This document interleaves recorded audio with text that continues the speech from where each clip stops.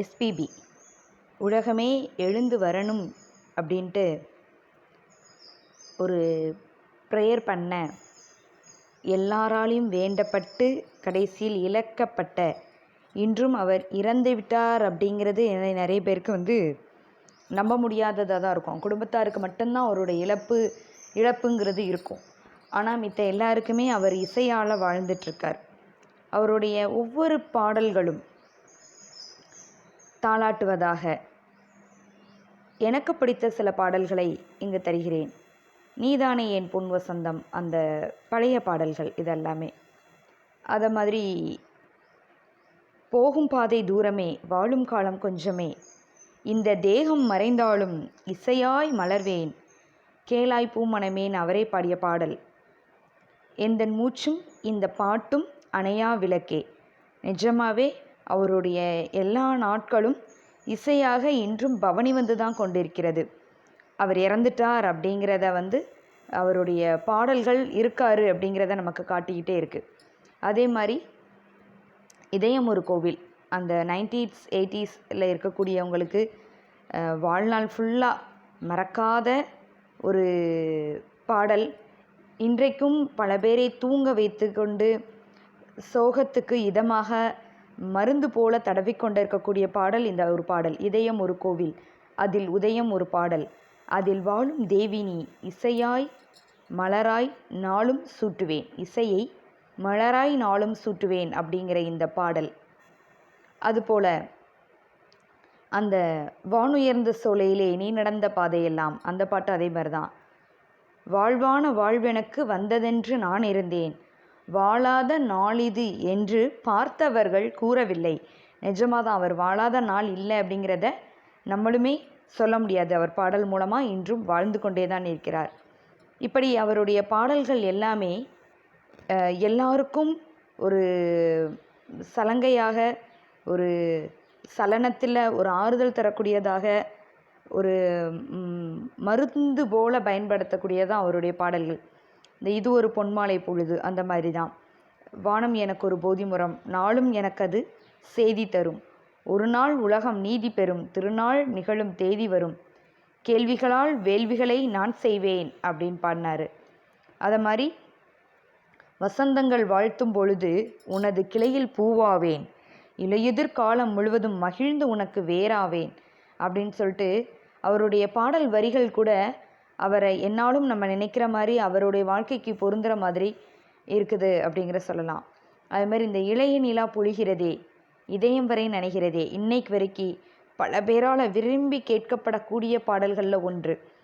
அவருடைய அந்த வார்த்தை, அந்த வாய்ஸ், அவருடைய அந்த அந்த குரலை தவிர வேறு யாரும் இதை பாடியிருந்தால் கூட அந்தளவுக்கு எடுக்குமாங்கிறது தெரியாது. அந்தளவுக்கு அவருடைய அந்த பாடல்கள், வான வீதியில் மேக ஊர்வலம், காணும் போதிலே ஆறுதல் தரும் அப்படிங்கிற அந்த பாடல், அந்த வரிகள் எல்லாமே நம்மளை வருடக்கூடியதாக.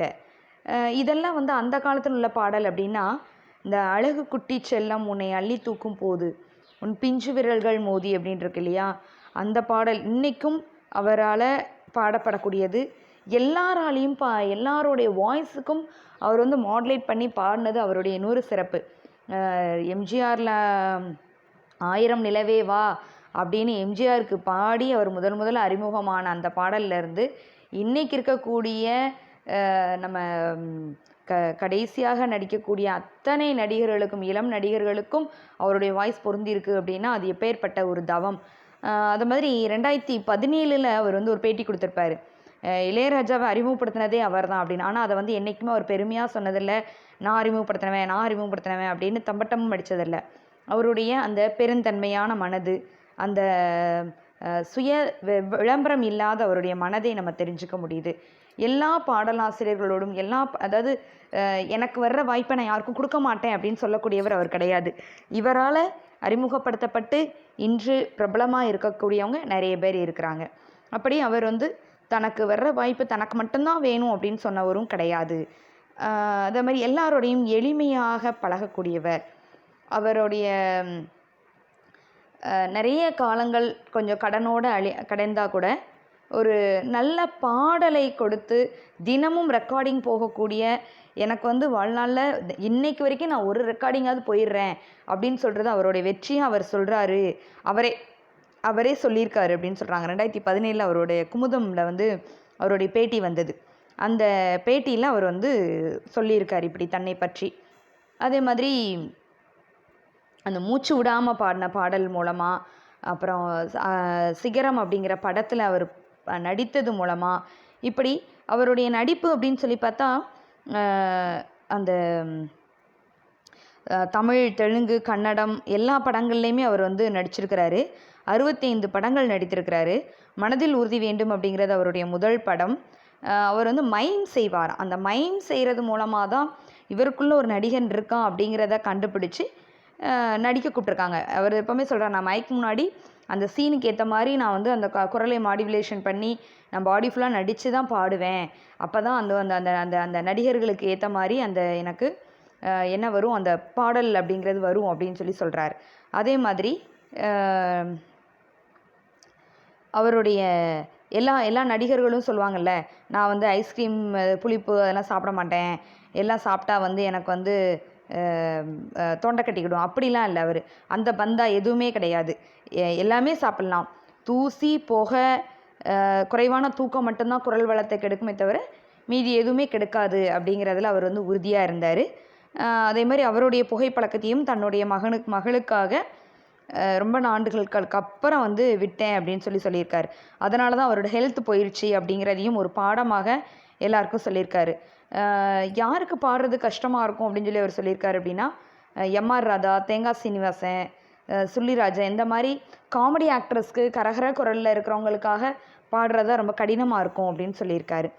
அடுத்து வந்து பார்த்திங்கன்னா,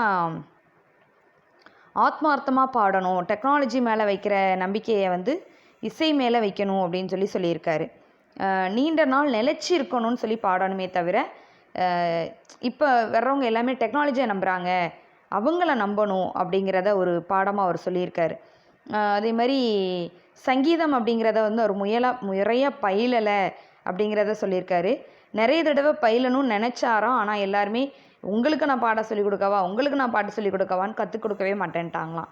இப்படியாக அவருடைய வாழ்நாள் இன்ஜினியராக தொடங்கி ஒரு பாடகராக அவருக்கு வந்து அவரை அறிமுகப்படுத்தி இன்றும் 40,000 பாடல்களுக்கு மேலே பாடி 50 வருடமாக திரைத்துறையில் இருந்து அவருடைய வாழ்க்கை பயணம் முடிந்திருக்கு. அப்படின்னா வாழ்க்கை தான் முடிந்திருக்கு, அவருடைய உடல் தான் மறைந்திருக்கு. சினிமாவும் அந்த இசையும் என்றைக்குமே அவங்கள மறக்கவே மாட்டாங்க. இசையாலே அவளை வந்து நம்ம வந்து துதிப்பாடலாம் அப்படின்னு சொல்லிட்டு அவருக்காக ஒரு அஞ்சலி போன்ற இந்த வீடியோவை நான் பதிவு செய்கிறேன். நன்றி, வணக்கம்.